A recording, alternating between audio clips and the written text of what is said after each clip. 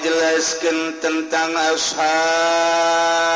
jannah ashabun nar nomor katilu ashabul a'raf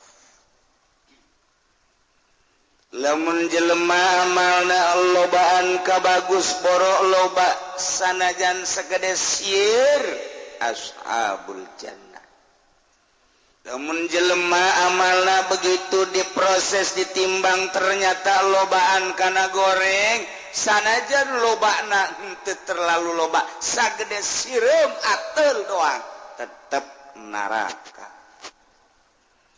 lamun ditimbangna rata nyana teu berat ka bagus teu berat ka goreng ditendeun heula ku Allah diamankeun di a'raf nu bisa neuleuh ka sorga bisa neuleuh ka neraka mun neuleuh ka sorga nyana ketap-ketapan heroi hayang geura ngagajleng bae ka sorga mun neuleuh neraka mengkerut bangun ijib luar biasa bahkan dirobah ku Allah beungeutna ge mun neuleuh ka sorga beungeutna caang hera mun neuleuh ka neraka beungeutna hidung luar biasa mantak kuari geus dihideungan ti heula ku Allah nu hideung beungeutna sing hade waktu orang negro hari hideung kabeh engke mah di akhirat sabada Allah ngajelaskeun seperti eta Allah teh berharap supaya makhluk-makhluk manusia ieu hatena bisa berubah barang ngadengekeun penjelasan tentang pertimbangan amal aya anu asup ka ashabul jannah aya anu asup ka ashabun nar aya dina ashabul a'raf tah barang geus ngadenge kos kitu teh eta diharapkeun ku Gusti Allah perubahan di jero qalbuna deuh aing lamun teu berubah ieu rempan amat jadi ashabun nar nu tadina nyokot duit bang eureun nyokot duit bang nu tadina ngridit loh aing mun pae isukan kumaha aju engke aing mun ditimbang di ditu kabeneran ku kreditan bae ge meureun aing teh hiji kasalahan gulimpang jadi ashabun nar obat nyana nambahan kreditan beuki jero atuh tama kos kitu eureun duh nu kamari aing ambalayah ya urusanana sagala bajidor geus puguh meureun nu mabok nu zina nu kitu keneh bangsa judi tahun baru si mbak ku aing dibawa datang ka kuari aya nu disumputkeun keneh bae can dibikeun deui ka indung bapana ku cocodot ieu naon hartina duh aing hayang berubah ieu lah tobat ka Gusti Allah ieu Allah nyaritakeun dina Al-Qur'anul Karim caritaan tentang ashabul jannah, ashabun nar, ashabul a'raf. Setelah urang ngadenge lain sakadar didenge doang, tapi diharapkan perubahan. Iya nu dimaksud mah tah dongeng-dongeng gitu teh ujah heueuh nya, jang awak sorangan bae. Aduh, ya yang di akhirat kumaha bakalna ieu. Urang ge boga perhitungan ieu. Sorangan ge ngalamun bae di imah. Aing mun kuari paeh ye ke salat rapi encan ya aing. Kodoaneun aya keneh teu. Karasa ku sorangan ieu. Anu ku aing dipaling teh ieu kumaha ieu di akhirat bakalna ieu. Karasa ku sorangan. Nu pernah ku aing ditampiling baheula ke mun di akhirat nya nganiaya ka aing neangan aing kumaha ieu. Anu pernah ku aing dianiaya sabara urang beuh mun nungtut di akhirat karasa ku sorangan gitu. Aduh aing ieu nyandung teu adil kumaha ieu lalakonna ieu. apa nyandung dewe kagok ya eta dipikir kuari ieu lain lalagaan hirup teh horeng Al-Qur'an ngajelaskeun duh kunaon aing urusan hulu nu handap bae hulu nu luhur teh diurusan ya aing ku bidug-bidug teuing jadi jelema ku bloon-bloon teuing ya aing jadi jelema teh kuari aing ge hebat-hebat ku jelema boga pamajikan opat dihebat-hebat di jawara-jawara engke di akhirat bakal kumaha ya tuh sia maka karakter kitu gajusieun bae tetep nyandung mah nyandung bae sia mah suka jusieunnan karakter kitu bae ge atuh ulah nu penting nu dirobah lain ulah nyandung na adilna sia mah sok salah bae moal atuh mah nyandung buku dititah atuh ulah neuleuh awewe anu boga salaki tuh sabaraha rangdan nu teu boga salaki saha nu ngurusan nya lamun teu dicandung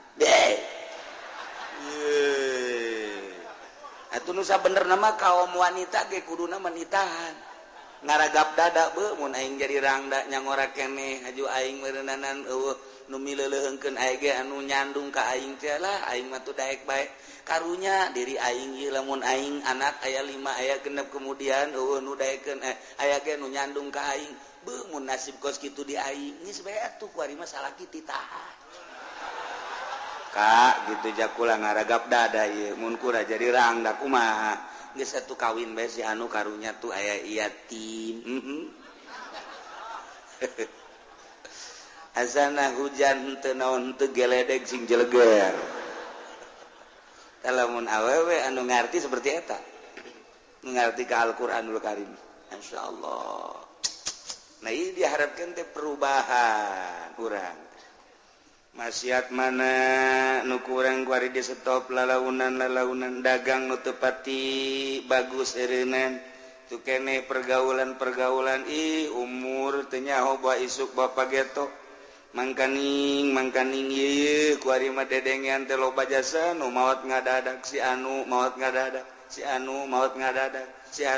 ngadadak mun terjadi ka aing paeh kuari atau zuhur atau asar ya aing kumaha ieu mun can tobat mulai kuari dilempengkeun deuk di ka Allah keun kuari pikiran aing hate aing ruh aing deuk di ka Allah keun ditobatan kuari nu dimaksud teh ya perubahan lain sakadar didengekeun tapi berubah mun kamari urang cinta ka Tuan Syekh merekna ngan sakadar 100.000 dimonggo ieu mah 1 juta geus kaburu paeh tah asana galedeg gede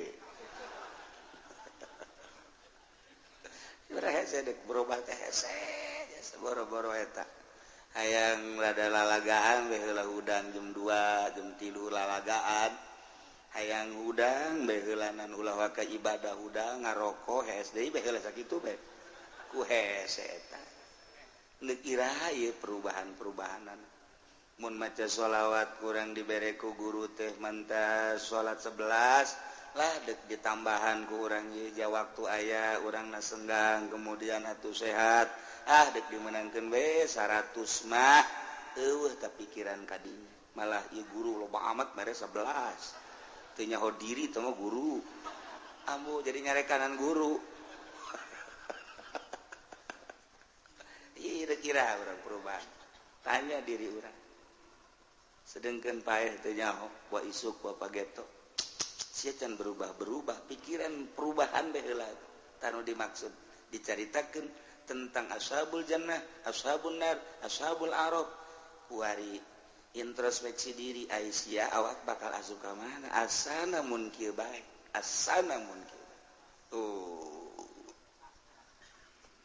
mantak Gusti Allah ngajelaskeun tentang sasakalana baheula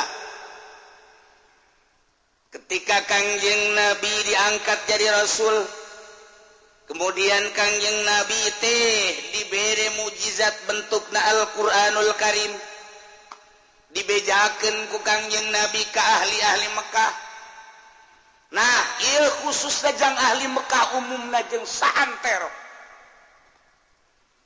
jadi berarti khusus dina nuzulna ieu ayat teh jeung ahli Mekah umumna jang urang jeung sepanjang masa terus bae sia deh kumaha ieu cek Gusti Allah walaqad ji'nahum bikitab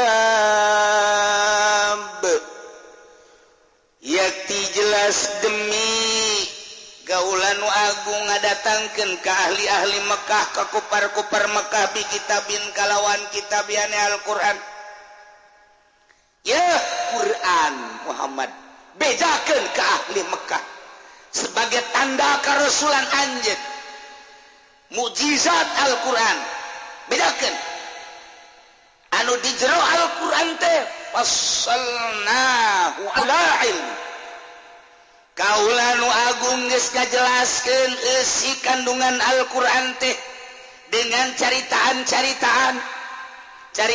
meme anjeun yakni Kangjeng Nabi Isa caritaan meme Kangjeng Nabi Isa Kangjeng Nabi Musa Kangjeng Nabi Harun Kangjeng Nabi Sulaiman Kangjeng Nabi Daud Kangjeng Nabi terus sampai Kangjeng Nabi Adam caritaan tentang anu zahir caritaan tentang nu gaib sabadana urang maut bakal aya kubur ngaranna alam barzah sabada alam barzah ke bakal aya teh alam masyar baas sabada baas teh ke bakal digiring masyar di masyar bakal aya mizan timbangan di dinya bakal ditimbang amal-amal urang nu kuari ku urang ditanam waktu di alam dunia Quran teh geus kabejakeun kos kitu bejakeun kali Mekah khususnya kali Mekah umumna santero urang kuari jadi nyaho sanggeus ditimbang teh kadeu kurang tuh jembatan Shiratal Mustaqim mun teu ngajembat di jembatan Shiratal Mustaqim fassalnahu kaula geus kajelaskeun di jero Al-Qur'anul Karim teh dengan caritaan-caritaan semacam eta di dieu caritaan teh termasuk hukum-hukum dimimiti hukum nu wajib datang ka hukum nu haram hukum nu sunah hukum nu makruh hukum nu mubah hukum anu batal hukum nu sah dan lain sebagainya Al-Qur'an geus ngajelaskeun fassalna ala ilmin kanyahoan tetelein jajadianan nyaho kaula rincian Al-Qur'an nuku kaula ditibakeun dibikeun ka ajian Muhammad sampaikeun ka ahli Mekah anu jero si kandungan Al-Qur'an teh caritaan-caritaan hukum kisah-kisah tentang nabi-nabi nu baraheula kaum-kaum anu baheula nu nurut ka Allah nu teu nurut ka Allah nu disiksa ku Allah melalui angin nu disiksa ku Gusti Allah melalui pembalikan bumi nu disiksa ku Allah melalui tsunami melalui siksa ku Gusti Allah berbagai-bagai ku hewan kodok dan lain sebagainya tah dina Al-Qur'an geus aya caritakeun kali Mekah dicaritakeun deui di jero Al-Qur'an teh tentang wa'di janji-janji Allah anu andai kata manusia mendapati janji Allah surga mun aya manusia anu teu menepati aturan-aturan Allah diberi ancaman neraka bedakeun Muhammad kabeh dikayahokeun rincian-rincian eta teh ku kaula je aing cek Gusti Allah anu nurunkeun ge nu mantap ieu Al-Qur'an teh hudau wa rahmatal liqaumi yu'minun sebagai petunjuk ulah neangan aturan-aturan nu sejen geus bae kaula nurunkeun anjeun Muhammad dibere kitab sebagai mukjizat Al-Qur'an ngaranna nu ditafsir di jerona berbagai-bagai sebagai hudan pituduh deuk jadi pamarentah neangan pituduh Al-Qur'anul Karim hudan urang deuk dagang sebagai ekonom deuk berekonomi ulah hese-hese neangan petunjuk ti aing hudan Quran jadi petunjuk untuk berekonomi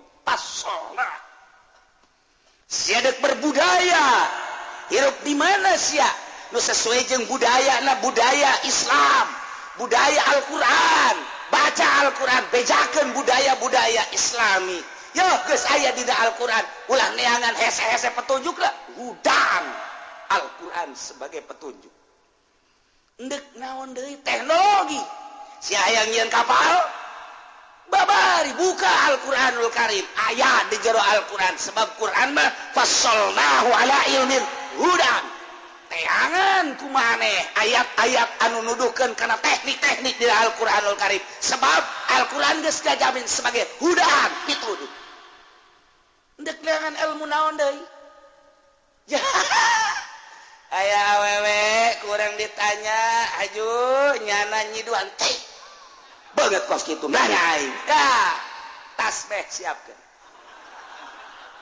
Al-Qur'an teh hudan sebagai petunjuk ya Allah ya Rabbi ulah maca dina Al-Qur'anul Karim laqad jinakum bi kitabin fassalnahu ala ilmin hudan abdi jelas nyata dek maka pituduh Al-Qur'anul Karim sedangkan lamun dibaca ayatna qala Yusuf li abihi ya abati inni raaitu ada asaru kaukaba wasyamsa wal qamara sajid dibaca 75 kali kuari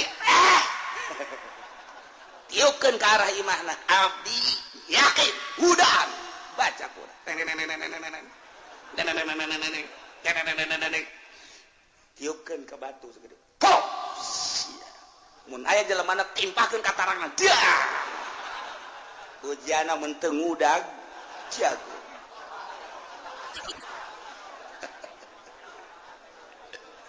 hudan nek hayang naon coba ayo Masya Allah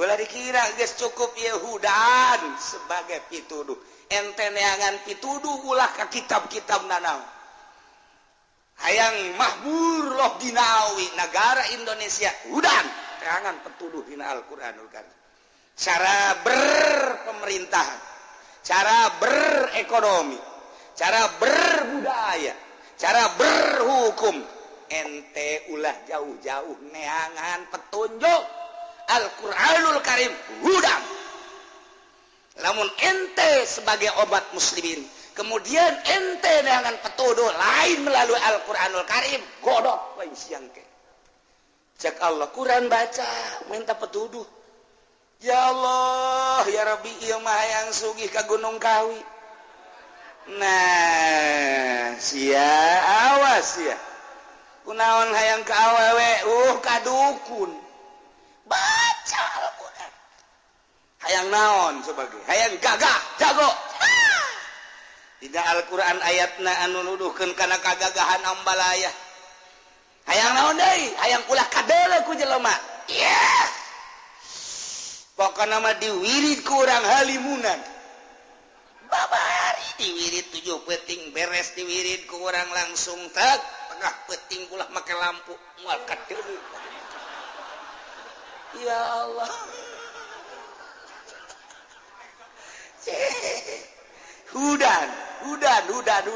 hudan tancapkeun tanamkeun di jero dada urang-urang sebagai umat muslimin cinta Allah cinta Kangjeng Rasulullah cinta Al-Qur'anul Karim buka Al-Qur'an sebagai petunjuk ayat ba'i walaqad ji'nahum bikitabin fassalnahu ala ilmin hudan sebagai pituduh ieu teh lain hiji ayat tu jaritakeun hudan urang dina alif lam mim zalikal kitabul la raiba fihi hudan lil muttaqin ieu ge hudan liqaumi yu'minun sebagai petunjuk bagi kaum iman urang iman ka Allah iman ka Kangjeng Rasulullah iman ka Al-Qur'anul Karim tinggal dipake hudan kunaon ka babawa ku lain Islam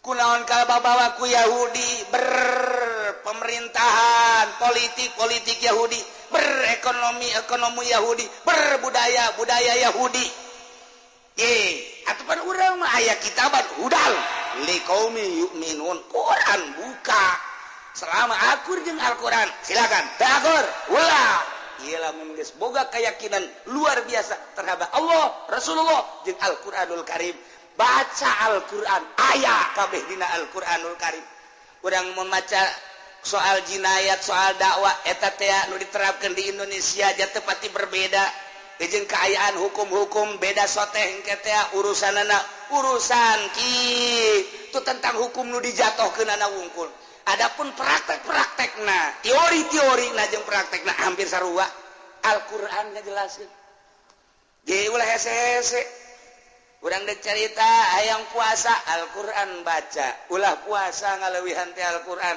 ieu mangke cak ahli hikmat ulah buka sia di magrib buka-buka engke jam 3 peuting nya luncatkeun bukana abeh gagah sia aju bukana make cabe rawit 7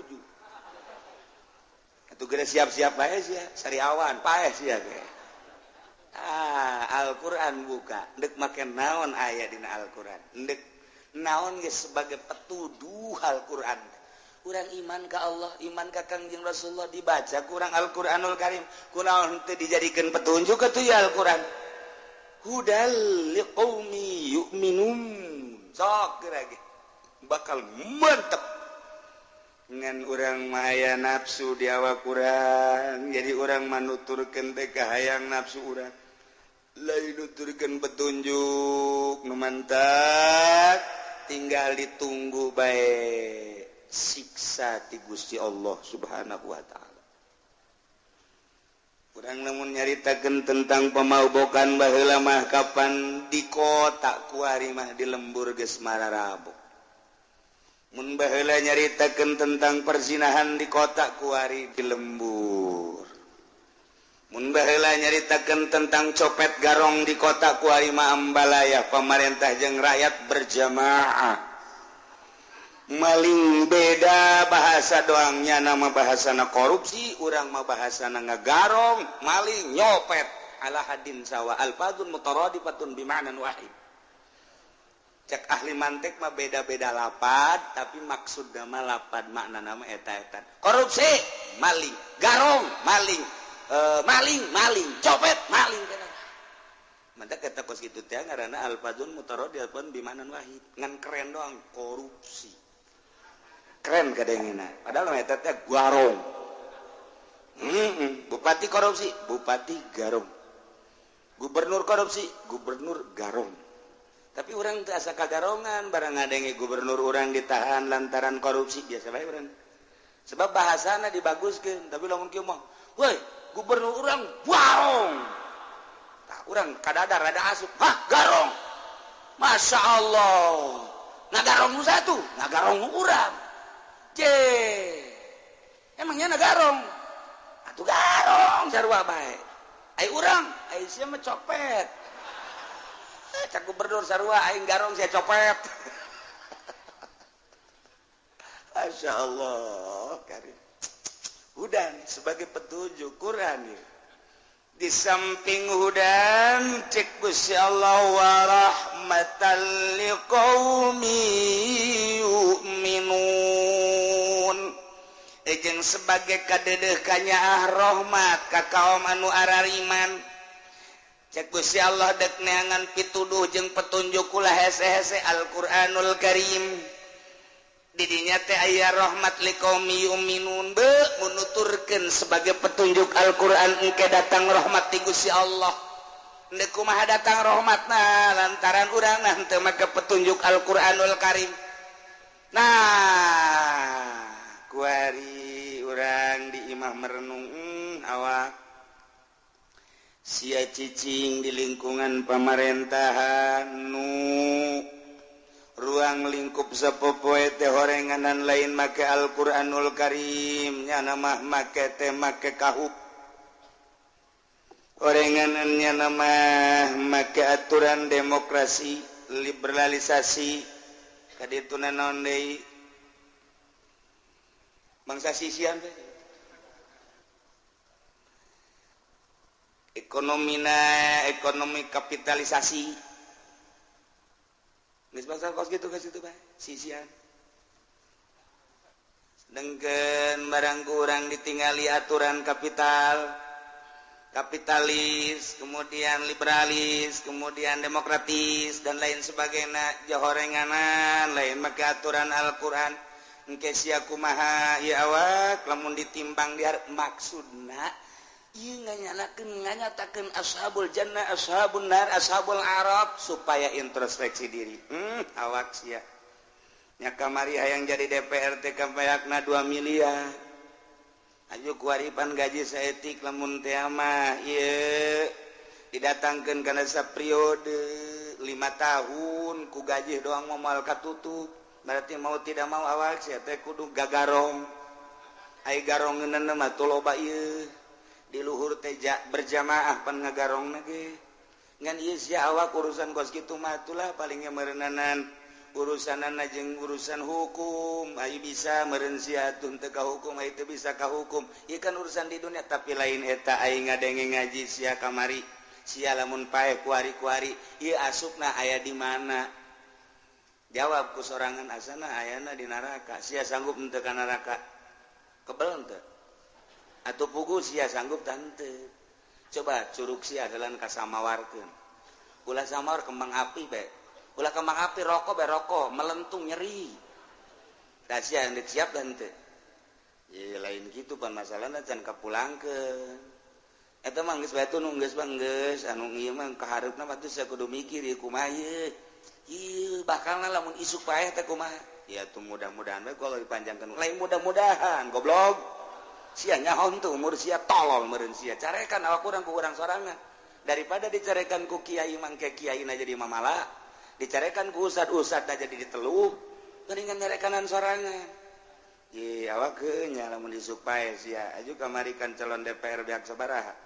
mun bupati gitu keneh beak sabaraha kamari calon bupati aju teu kapulangkeun pan lamun teu korupsi mah capira atuh meureunanan gaji bupati coba sanu nyaho belah di gaji bupati sabar duit ngomong sia ayo tuh sia mah pan sia nu ngangkat sia teu nyaho gajina sabaraha duit dasar bodoh sia ye cakanya aing mah hirup ye babarengan jeung urang lembur mah lulu teu jauh ka gaji bupati acan itu nyahonya nama gaji bupati sabar duit lepeng sama sakali henteu bae komo gaji gubernur komo gaji DPR komo gaji menteri gaji presiden bela presiden urang ke Jokowi sabaraha gajina ya tuh sia emang hirup di mana sih sebenarnya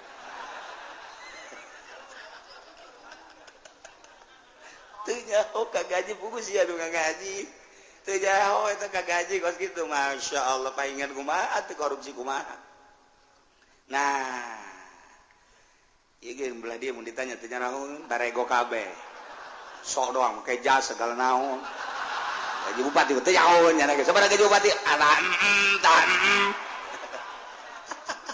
teu nyaho emang urang mah emang babarengan jeung urang lembur kabeh urang mah geus kajen urang mah urang lembur ge nu penting di akhirat ka surga kajen nyana ditu nu hebat make dasi ka neraka lah pokona mah urang mah geus boga yakin ainul yakin bahwa urang ka mana waduh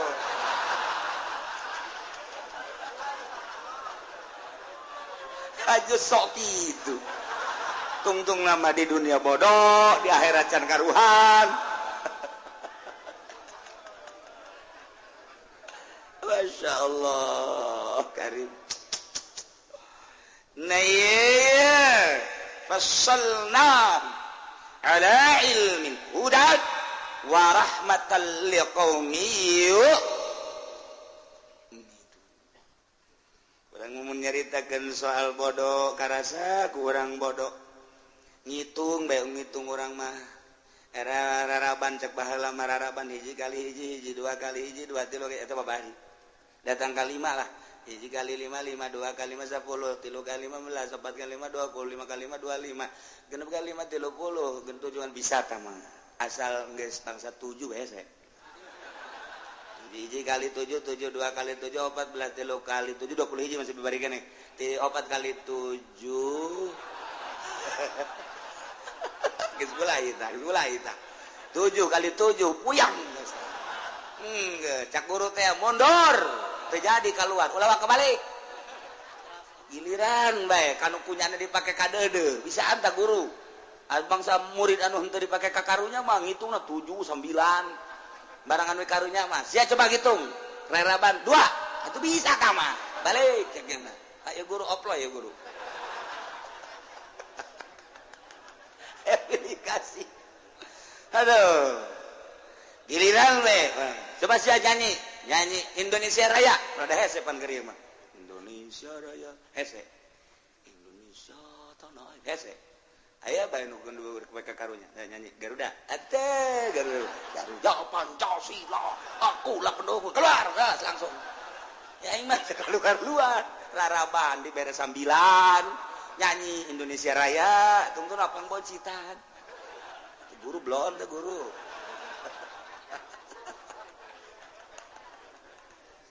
aduh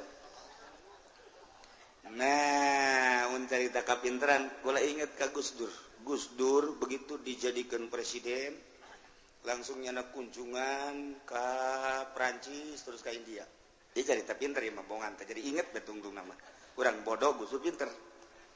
Begitu datang ke India langsung ngobrol dengan Perdana Menteri India. Kaget Perdana Menteri India.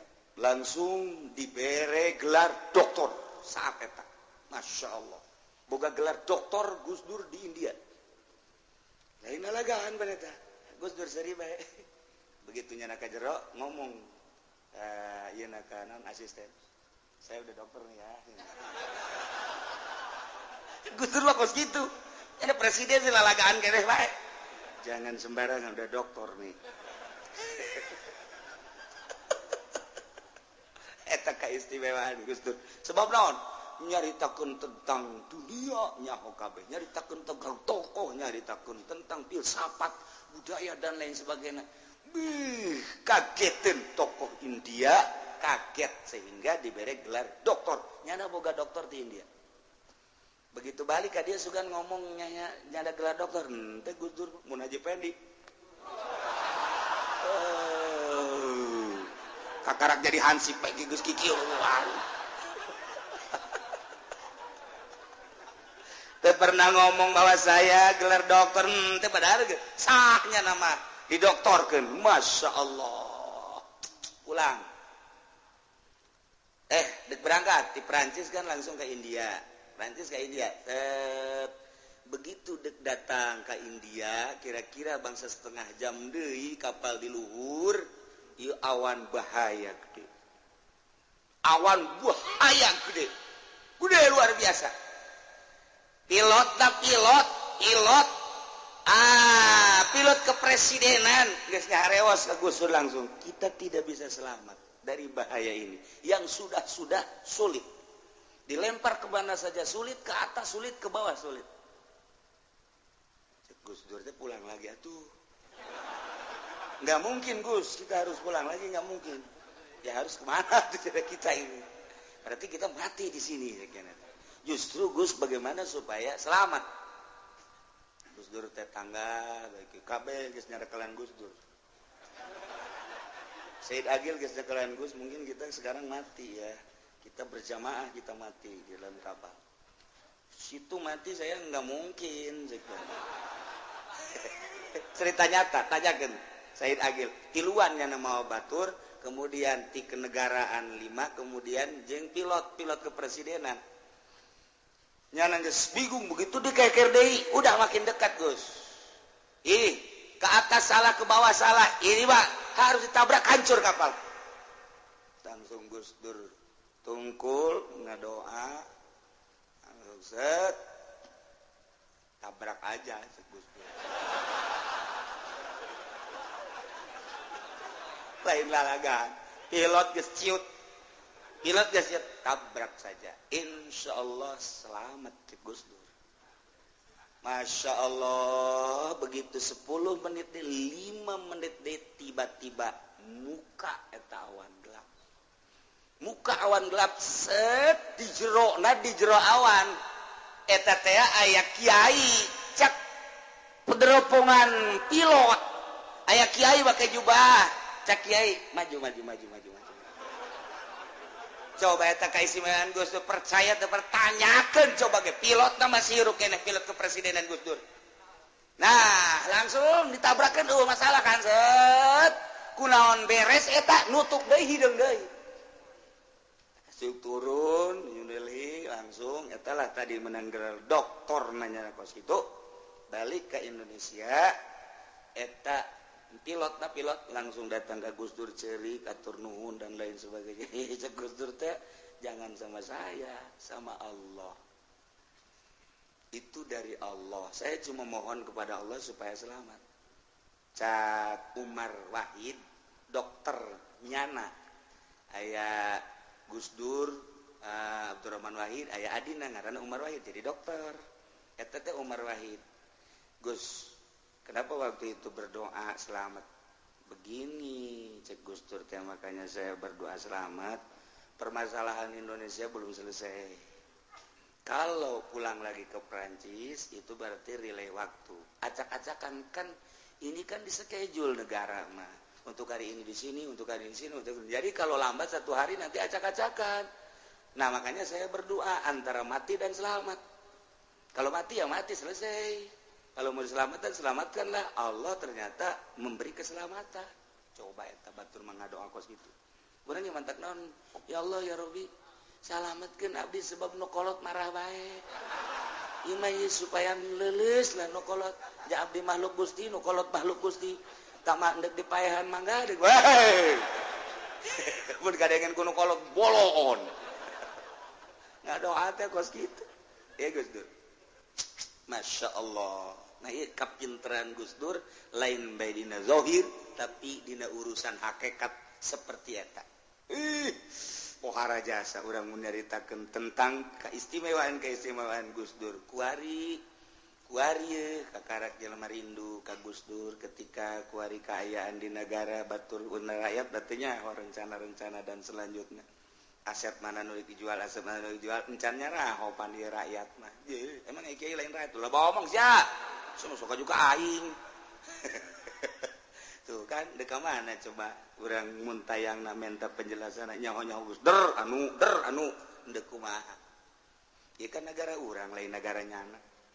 Urang kan bagian negara Ibu Pertiwi. Ya Allah ya Rabbi. Nah, iyalah Quran. Cak Gus Dur hudan warahmatal liqaum yu'minun.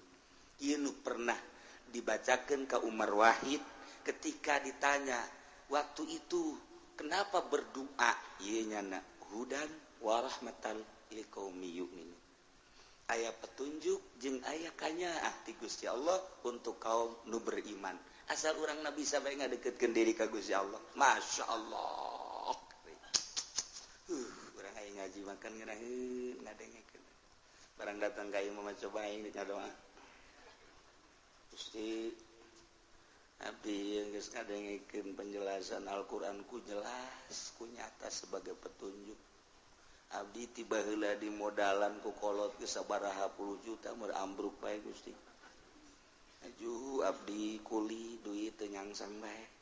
Datang ka kuari can boga imah Gusti. Coba atuh ya abdi tuduhkeun ja Al-Qur'an teh hudan jeung rahmatal liqaum yu'minun. Abdi deudeuhkeun ku Gusti. Coba abdi bere petunjuk. Aya ka diilham ka dieu ka ceuli. Nu ngaharewos. Cak nu ngaharewos atuh lain salah bapa sia, ja sia mah beuki judi boloot. Modal dikamanakeun ku sia dipakekan nelayan malulu. Atuh sia mah hudan atuh sia mah tolol.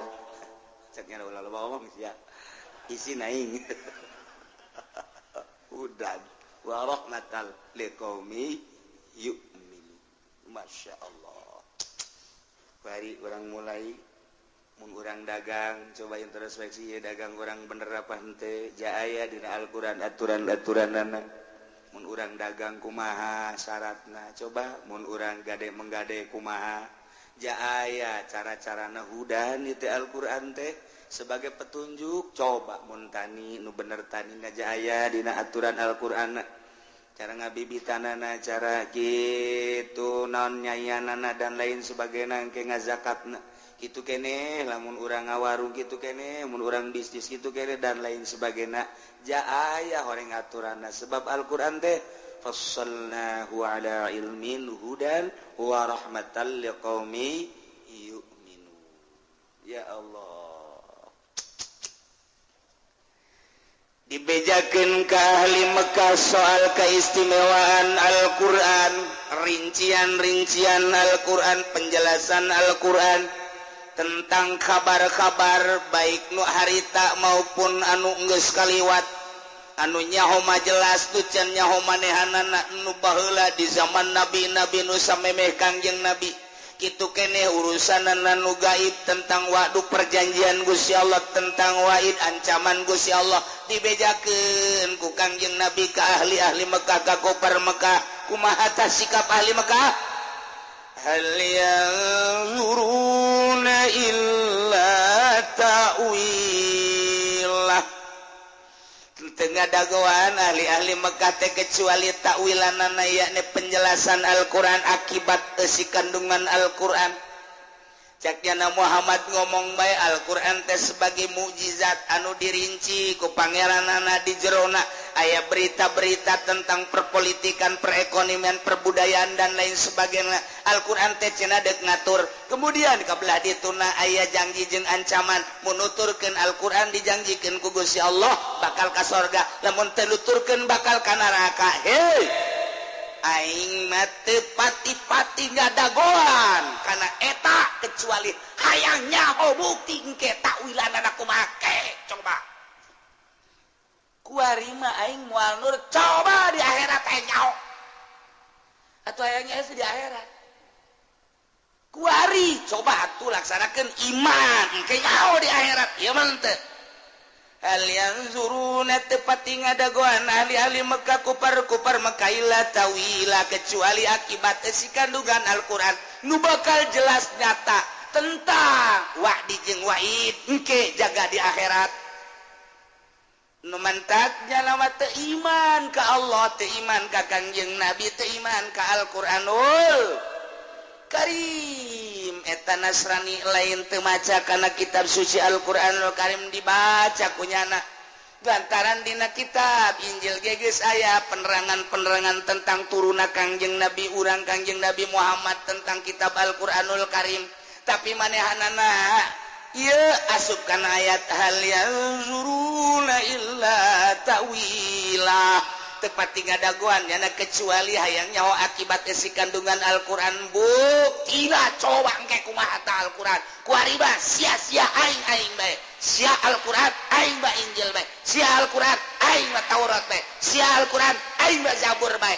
agama sia Islam aing ba Nasrani agama sia Islam aing ba Yahudi coba hayang nyaho engke di akhirat pan ngahina eta mah kos kitu mah lain iman ngaranna mantak yauma yati ta'wiluhu yaqulul ladzina nasuhu min qabl kajadian mangke para raeh nu kuari mah nu iman-iman nu henteu geus aya ti dituna kuari keur meujeuhna perang di Indonesia khususna umumna di dunia perang melalui fisik tingali di Irak tingali di Suriah tinggali deui baheula di Libya perang melalui fisik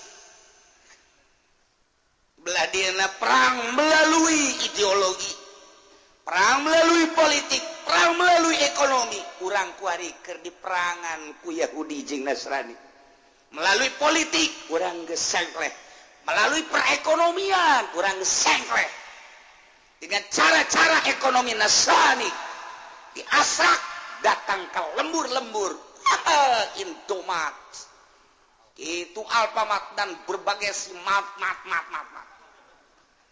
ya teh kapan geus merasuk ka hadap Yahudi perekonomian urang mah aya di bawahnya nyana ngambil keuntungan di negara urang melalui birokrasi melalui jual beli aset melalui pasar-pasar model toko-toko dan lain sebagainya dibawa kabeh geus puguh hasil bumi dan lain sebagainya dibawa urang mah hanya sampah-sampahna hungkul perang ngaranna itu perekonomian perpolitikan nyana nu menang perbudayaan masih tarik ulur dina budaya urang ngabudayakeun Islam pakaian eleh nyana kadang urang menang deui kuari mah merintah kuari mah artis alhamdulillah make pakaianana baju koko sopan make jilbab belah ditu serang deui ku nyana sakalina eleh susu ambalaya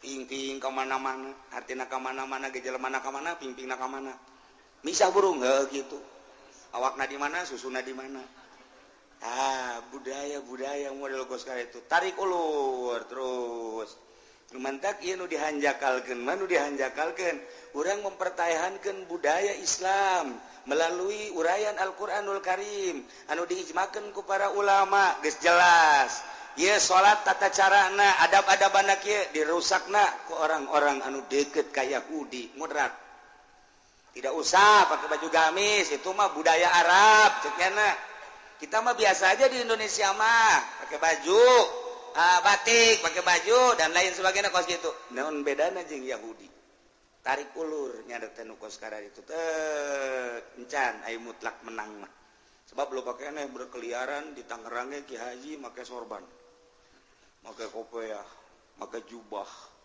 waduh bisa tukangeunana mau monon di mana ya pajar juri gitu sebenarnya mah tapi aya kene nu kuat di Cianjur kadeuleu masih kuat di Bandung masih kene anu kuat rakyat mah santri kitu urang lembur masih kararuat ustadna make kaos kitu make kopiah mantak nyana cangcaya ka ustadna aing ye nuturkeun ucapanana sementara nyana mah nuturkeun Yahudi geus bae cangcaya tak ka kiai-kiai nu kitu ieu di urang mah masih kene tungtungna nyana membabi buta bae nyalah-nyalahkeun ka urang padahal mah aya di diri nyana sebab nyana tasabuh jeung kafir masih tarik ulur perpolitikan urang eleh perekonomian urang eleh perbudayaan hampir eleh terus kabelah dieuna urang pendidikan ge geus hampir eleh diserang terus ku Yahudi terus nah kaharepna wallahu a'lam ikan perang ngaranna terus ieu masarkeun ieu masarkeun ieu masarkeun ieu masarkeun ieu wow pasaran teh lain di pasar terbuka bae di internet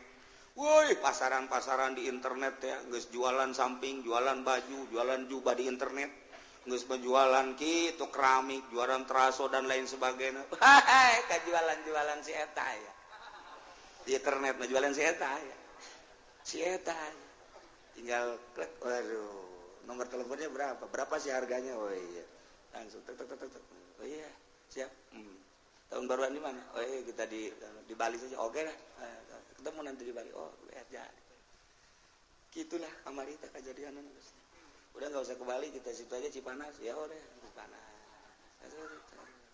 saya booking 4 dah jangan 1 waduh banget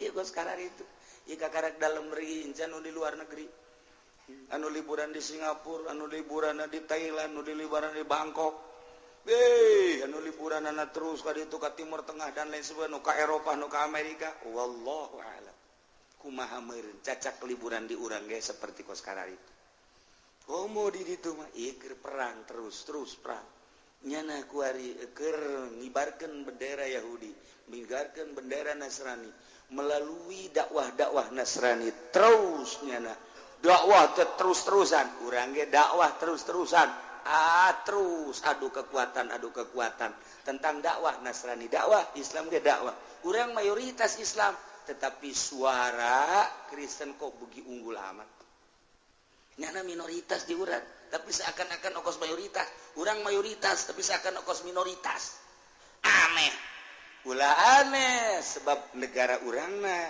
henteu ngiblat ka Al-Qur'anul Karim henteu hudan wa rahmatan liqaumi yu'minun teu make Al-Qur'an terus tapi terus bae terus wallahu alam bakal datang ka mana engke wallahu alam saha nu kuat terus bae oh geus berbagai isu diisukeun lah mujahid fisabilillah isu lah tentang ISIS isukeun tentang teroris urang mah ieu geus macem-macem teu meunang dakwah teh asal dakwah keterlaluan teroris dakwah keterlaluan ISIS henteu kumaha coba geus kos kieu kaayaanana teu kaluar tina aturan-aturan Allah urang hirup di akhir zaman seperti kieu tetap urang mah aturanana hudan wa rahmatal liqaumi yu'min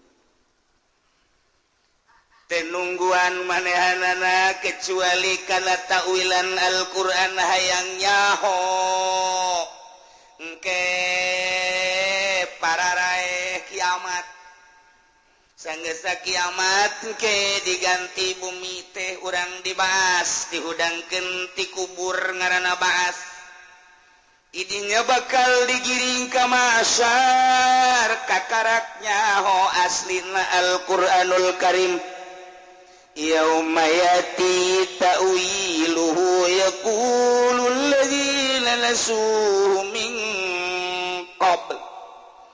Begitu dibariskeun jaga di masyar teh, kemudian kadeuleut timbangan tidinya kakara kanyahoan takwilan Al-Qur'an teh nyata nu baheula dicaritakeun ku Nabi Muhammad, ku Kangjeng Nabi Muhammad dicaritakeun ku penerusna para sahabat, dicaritakeun ku para tabiin, ku atba tabiin, terus dicaritakeun ku warasatul anbiya, ulama nyaritakeun tentang isi kandungan Al-Qur'anul Karim kadenge baheula ku kafir Mekah belah dieuna ku seluruh kafir-kafir saantero.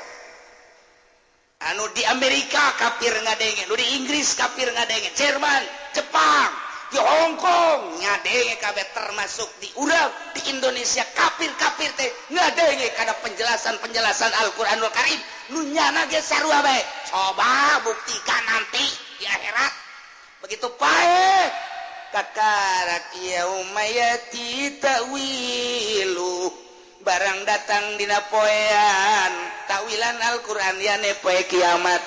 Di mana poe kiamat teh kapan engke dijelaskeun ku Al-Qur'an, lamun bae manehnana akur jeung aturan-aturanana nu bener perintah dilaksanakeun, nu salah dijauhan. Waduh, kena janji Allah surga. Ketika nyana nabrak teh iman ka Allah, teh iman ka Kangjeng Rasulullah, teh ngalaksanakeun aturan-aturan Al-Qur'anul Karim, wahid silaka kena ancaman Allah neraka. Kuari mah kafir-kafir Mekah teh geneuleuh kana tawilan Al-Qur'an akibat anu aya dina sijro Al-Qur'anul Karim yane poe kiamat. Kumaha ngomongna? Yaqulul ladzina nasu ngaromong jelema-jelema anu naringgalkeun kana Al-Qur'anul Karim nu memeh kiamat baheula nyana dicaritaan tentang Allah teh pangeran teh Allah. Jika Al-Quran diceritakan bahwa Nabi akhir zaman teh Muhammad, diceritakan bahwa hukum-hukum teh ulah keluar tina Al-Quranul Karim. Dek naon dina Al-Quran, urusan wajib, urusan haram, urusan sunnah, urusan makruh, urusan mubah, urusan soheh, urusan batal geus aya dina Al-Quranul Karim. Nyana ngabaikeun kana Al-Quranul Karim baheula keur waktu di dunia kuari nyata dihareupeun nyana aya neraka. Kumaha ngomongna? Qad ja'at rusulu rabbina bil haqq, nyata datang baheula teh rasul pangeran urang. Di zaman Kangjeng Nabi Musa nyaritakeun tentang rasul nu diutus ka kaumna, di zaman Kangjeng Nabi Isa nyaritakeun rasul nu diutus ka kaumna. Da Kangjeng Nabi Isa teh lain pangeran nu kuari ditritunggalkeun Kangjeng Nabi Isa na bakal dipanggil. Emang maneh ngaku pangeran? Gusti Paralun abdi mapan Rasul Gusti. Nu kuari disebutkeun naga Tritunggal.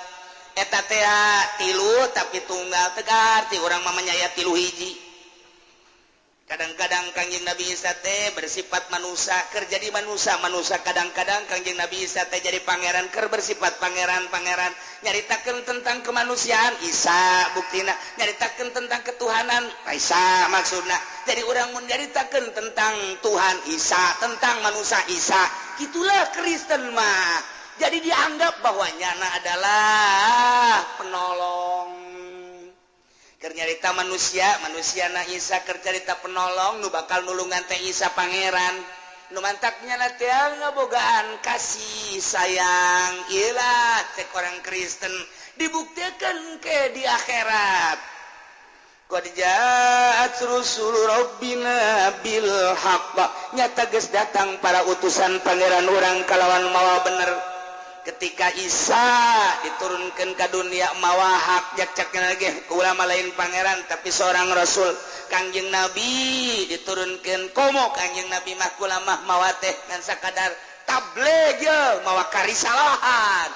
Quran buktina nyaritakeun tentang politik aya dina Quran, ekonomi aya dina Al-Quran, budaya aya dina Al-Quran, jeung segala rupa tanyakeun ka Al-Quranul Karim. Iyalah nyana kuari geus nemah kafir-kafir nu baraheula di zaman Kangjeng bae heulanana. Horeng bener eta Quran teh. kadele ku urang kuari tuh bendera Muhammad, kadele tuh bendera si Jahal Abu, kadele kuari bendera para sahabat, para mujahid fisabilillah, kadele bendera aulia Allah, kadele bendera ulama, kadele bendera anu bakal diberangkatkeun kapilah-kapilah tersebut ke surga Allah. Nyana lele pemandangan ku matanya na sorangan. Ieu bendera Abu Jahal, ieu bendera Firaun, bendera Namrud, termasuk tokoh-tokoh nu kunyana dituturkeun.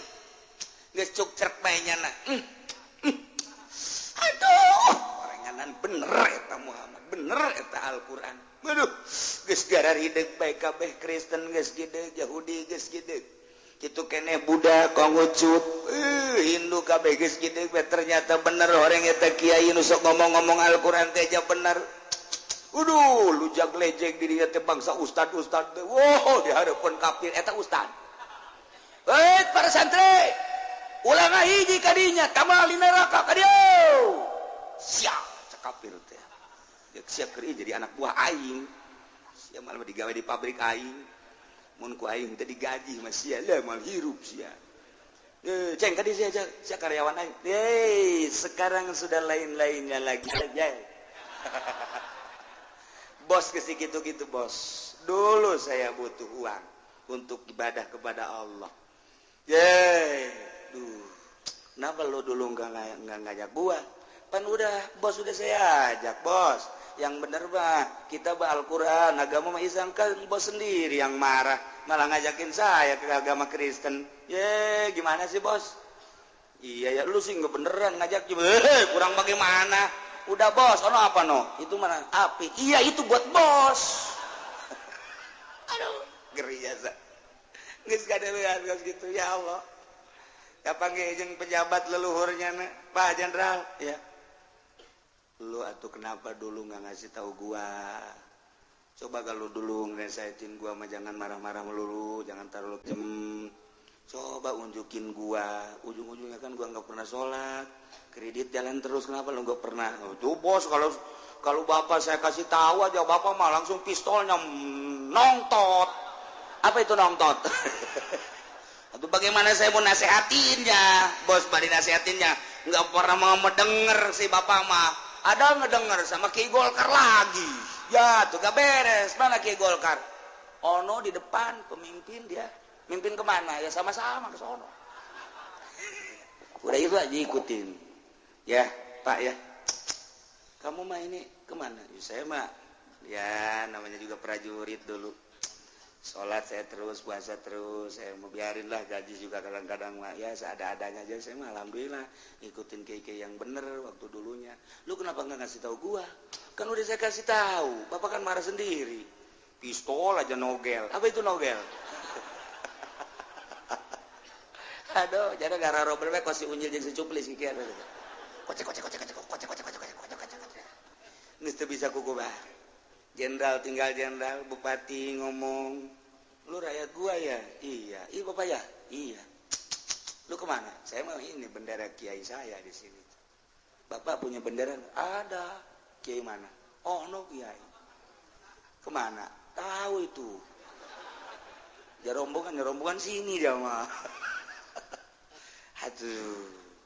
Lu kenapa dulu nggak nasehatin bapak, cak Pak Bupati tuh tolong nasehatin kalau bapak salah, jangan korupsi gitu, jalan bener-benerin, jangan muncul sendiri, yang ini muncul, yang ini apa, itu kan nggak beres tuh, kenapa nggak dinasehatin? Kan saya udah ngenasehatin, bapak yang nggak ngedenger, dulu kan bapak nggak punya telinga bapak kan nggak ditaruh di sini, ditaruhnya di pantat kan dulu, makanya sekarang rasain lu Pak. Mungkin orang bisa gitu ke Bapak Bupati, kuari mah ditangkap orang. Ini makan cerita di itu ya mungkin. Cerita di itu, nangkap gua mah ya mah dongeng di itu ya mah.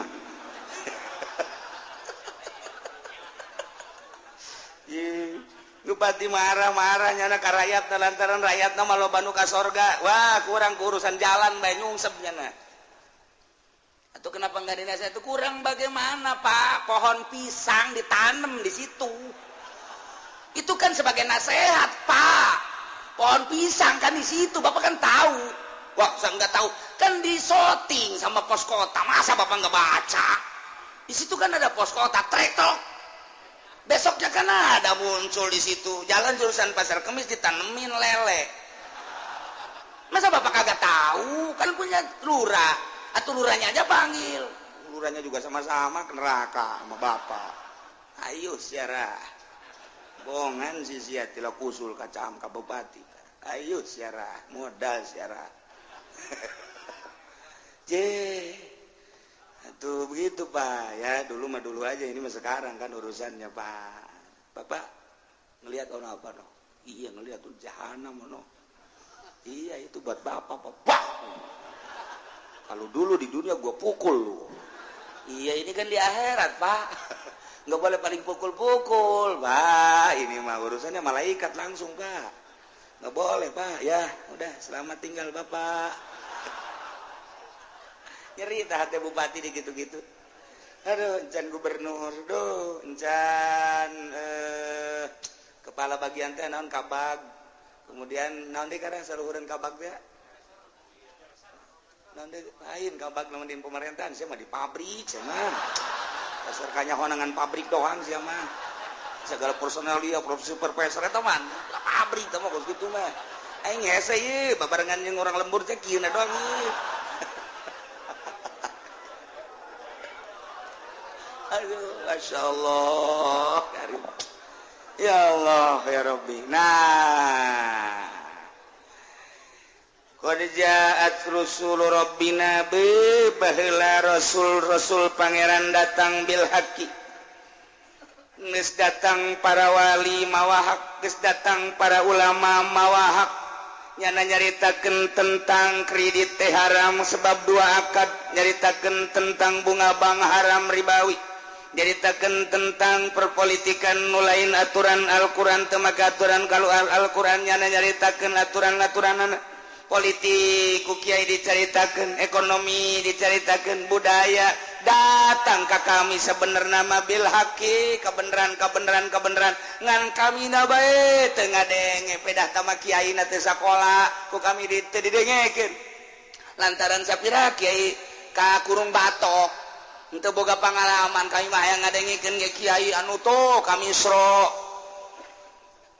anu ka Yordan ka Turki hayang kami mah boga kiai nu kos kararitu anu haju dikendalikeun jeung kami ku kami cak kami hideung-hideung cak kami koneng-koneng artinya nyana nuturkeun ka kami hanjakal jasa keur di dunia teh nutur-nutur kiai salapi nah di dieu ieu kakarak kuarimah nyana teu percaya dah kiai kos kitu ulah didengekeun antepkeun gerak pae sia ku aing dek dilalaga sia di akhirat dah cenah ki uci mah sokos cenah bakal ka surga beujeut sia nyebut sok aing ayo geura pae sia aing mah boga kayakinan aing maca Quran osok salat osok aing mah sarjan teu husu ge je aya sia korupsi dan lain sebagainya maknya Allah ngabenerkeun kana korupsi keyakinan aing mah kajian kumaha ge ayo ngadu sia di akhirat ye tama kiai uci teu mau sombong aing sekali-sekali nyombongan sia mah wani aing lamun kawali aing teu wani aing ka sia mah aing wani aing kan sok udang ti peuting zikir teu wani aing ge sombong aing ka modal sia mah aing wani aing cak aing wani kos gelut bae sih kos gelut urang geus tamat ieu set neuleuh anu kuda-kudana cenget disepak ku aing rekas wani atuh sarua ibadah ge potongan korupsi kos kitu wani aing dihareupeun Allah kajian kumaha ge lamun Allah ngasorgakeun sia henteu dikanarakakeun aing ujianna demo ka Gusti Allah sebab naon tetep make Al-Qur'an Gusti mah nya nu korupsi ke surga aya di ka surga mah ka surga tetep kulub bae heula itu atuh urang ge aya aturanan Al-Qur'an ja Al-Qur'an hudau wa rahmatan liqaumi yuminun bacakeun ku urang ka ditu di hareupeun Allah tah kitab Gusti hudan nyana teh henteu hudan masa neuk dikasorgakeun ja abdi mah hudan waduh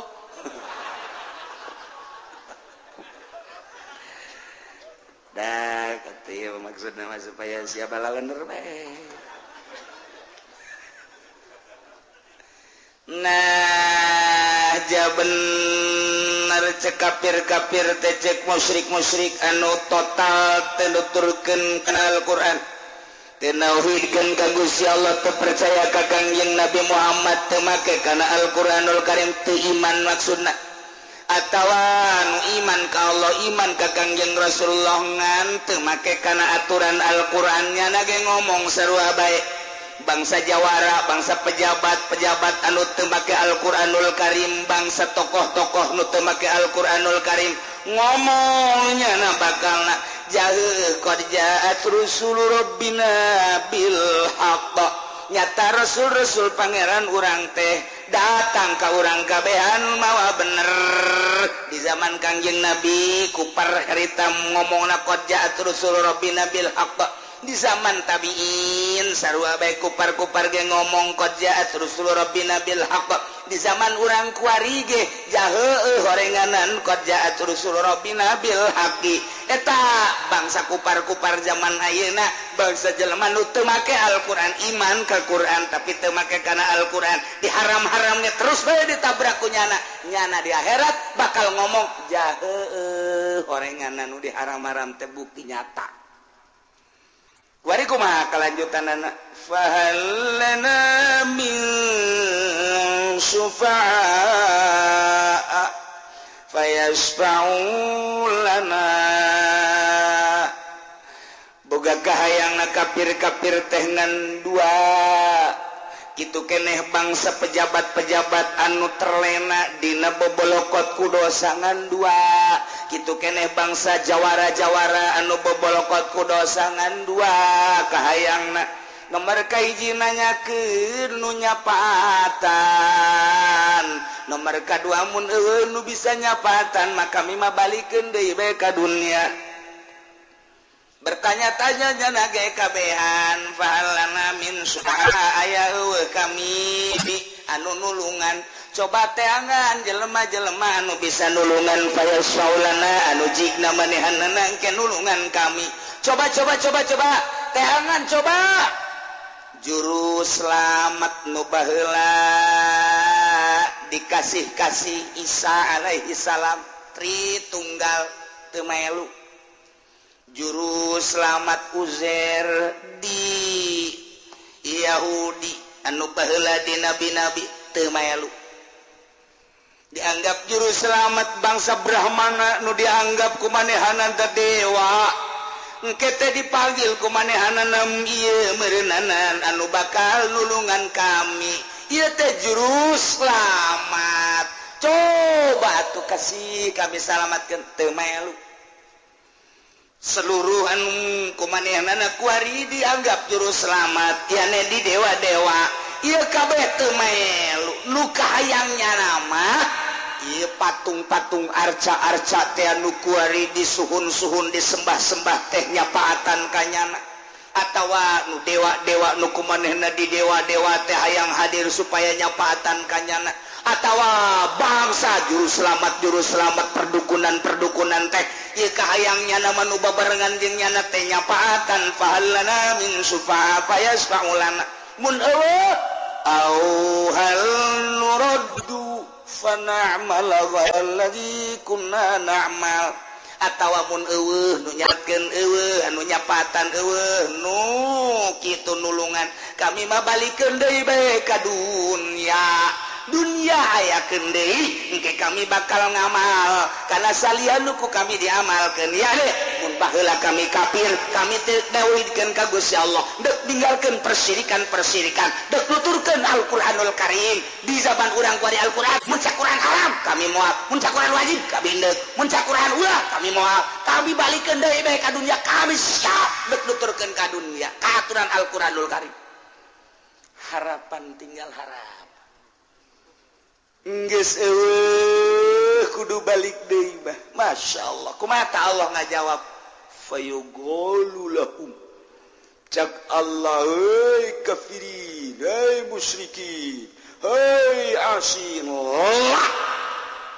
tidak ada nulungan moal aya lantaran eueuh nu bisa nulungan di waktu nu maha hiji